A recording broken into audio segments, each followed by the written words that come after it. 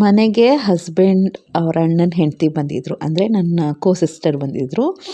ತುಂಬ ಕಡಿಮೆ ಸಮಯಕ್ಕೆ ಬಂದಿದ್ದರು ಆಯಿತಾ. ಬೇಗ ಬಂದು ಬೇಗ ಹೊರಟೋದ್ರು.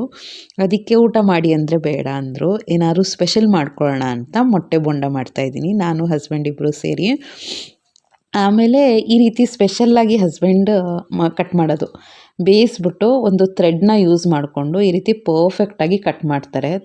ಅಂದರೆ ಎಷ್ಟು ಕರೆಕ್ಟಾಗಿ ಬರುತ್ತೆ ಅಂದರೆ ನಾವು ಚಾಕು ಯೂಸ್ ಮಾಡಿಕೊಂಡ್ರು ಇಷ್ಟು ಕರೆಕ್ಟಾಗಿ ಬರೋಲ್ಲ. ಒಂದು ದಾರ ಏನಾದ್ರು ಕಿಟಕಿಗೆ ಕಟ್ಕೊಂಡು ಅದ್ರ ಮೂಲಕ ಕಟ್ ಮಾಡುವಂಥದ್ದು.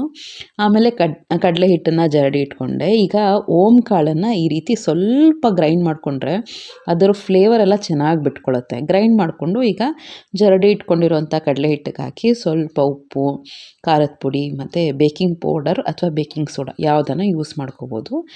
ಈಗ ಕ್ರಿಸ್ಪಿನೆಸ್ಗೋಸ್ಕರ 1 ಸ್ಪೂನಷ್ಟು ಕಾರ್ನ್ಫ್ಲೋರ್ನ ಹಾಕ್ತಾಯಿದ್ದೀನಿ. ನೀವು ಬೇಕಾದ್ರೆ ಕಡಲೆ ಹಿಟ್ಟು, ಮೈದಾ ಹಿಟ್ಟು, ಅಕ್ಕಿ ಹಿಟ್ಟು ಅಥವಾ ಮೈದಾ ಹಿಟ್ಟನ್ನು ಯೂಸ್ ಮಾಡಿ.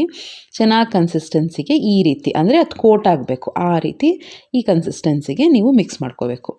ಎಣ್ಣೆ ಕಾಯಕ್ಕಿಟ್ಟಿದ್ದೆ, ಐರನ್ ಕಡಾಯಲ್ಲಿ ಮಾಡಿದ್ರೆ ಚೆನ್ನಾಗಿರುತ್ತೆ ಅಂತ. ಜಸ್ಟ್ ಬೇಯಿಸ್ಕೊಂಡಿರುವಂಥ ಮೊಟ್ಟೆನ ಈ ರೀತಿ ಡಿಪ್ ಮಾಡಿ ಹಾಕುವಂಥದ್ದು. ಸ್ವಲ್ಪ ಹುಷಾರಾಗಿರಬೇಕು. ಯಾವಾಗ ನಾವು ಮೊಟ್ಟೆ ಬೋಂಡ ಮಾಡ್ತಾಯಿರ್ತೀವಿ ಎಗ್ರೋ ಅಂಥ ಚಾನ್ಸಸ್ ಇರುತ್ತೆ. ಸ್ವಲ್ಪ ಹುಷಾರಾಗಿ ಮಾಡಿದ್ರೆ ಏನೂ ಆಗೋಲ್ಲ. ಕಟ್ ಮಾಡಿರೋದು ಏನೂ ಆಗೋಲ್ಲ ಯೂಶಲಿ. ಇಡೀದು ಹಾಕ್ತೀವಲ್ವ ಆರಿಕ ಸಿಡಿಯೋ ಚಾನ್ಸಸ್ ಇರುತ್ತೆ. ಅಲ್ಲಿ ಹಸ್ಬೆಂಡು ಫ್ರೈ ಮಾಡಿ ಕೊಡ್ತಾಯಿದ್ರು. ಇಲ್ಲಿ ನಾನು ಸ್ವಲ್ಪ ಚಾಟ್ ಥರ ಮಾಡೋಣ ಅಂತ ಮಾಡ್ತಾಯಿದ್ದೆ. ಈ ಮೊಟ್ಟೆ ಬೋಂಡನ ಏನಿರುತ್ತಲ್ಲ ಅದನ್ನು ಸ್ಪ್ಲಿಟ್ ಮಾಡ್ಕೊಳ್ಳಿ. 1 ಅಥವಾ 2 ಭಾಗ ಮಾಡ್ಕೋಬೋದು. ನಾನು 1 ಭಾಗ ಅಂದರೆ 2 ಸ್ಪ್ಲಿಟ್ ಮಾಡಿ 1 ಸ್ಪ್ಲಿಟ್ ಮಾಡಿ 2 ಭಾಗ ಮಾಡ್ಕೊಂಡಿದ್ದೀನಿ.